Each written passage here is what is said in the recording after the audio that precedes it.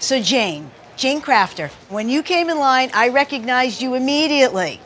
So, for those at home who are not golf junkies like myself, please tell everyone a little bit about your background and career. Well, I came over from Australia in 1981, the daughter of a golf professional. I had a good amateur career in Australia, and I came over to play on the LPGA, and I played from 1981 till 2004. Lucky enough to win one official event on the LPGA down in Florida, and then also won 3 times in Australia. Having gone into TV commentary, I've been around golf all my life, but I've always been a collector. I love golf antiques, and this particular one is one of my favorites in my collection. I invested, I think, no more than $300 in this club. But never used in a tournament. Oh, no. Okay. Never. So golf wasn't played for many centuries, and Scotland's considered to be its home. In the 1800s, clubs started to be made by well-known club makers, and they were stamped, like your club is stamped. And the major club makers of the time were celebrated for their skills.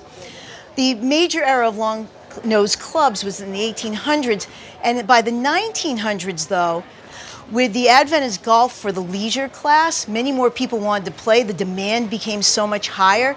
So you had all these golf manufacturers, both in Scotland and the United States, that made hundreds of millions hickory-shafted clubs. So let's talk about your golf club and value. First of all, long-nosed play clubs, these were drivers or woods today. That's what they'd be considered.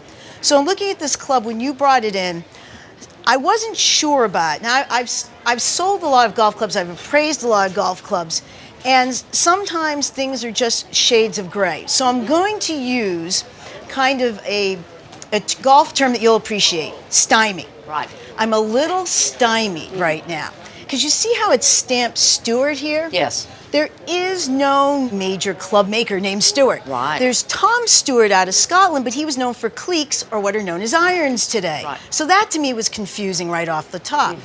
But it's possible that this stamping was for the owner or the player, not by the actual maker. Right.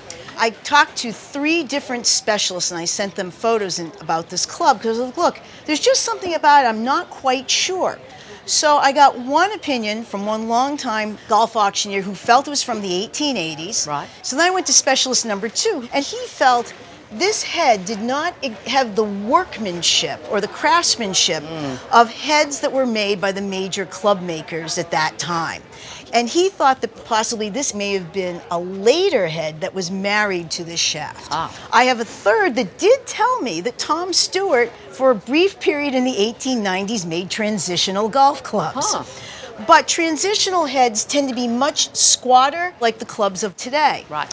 So what we're going to do is try to do a little bit more research on this. Good. We think an auction estimate is between $400 to $600, and we think you should insure it for about $1,500. So you're in good shape. Right. It's a beautiful work of art. It is beautiful, and I appreciate your time, and thanks for having me.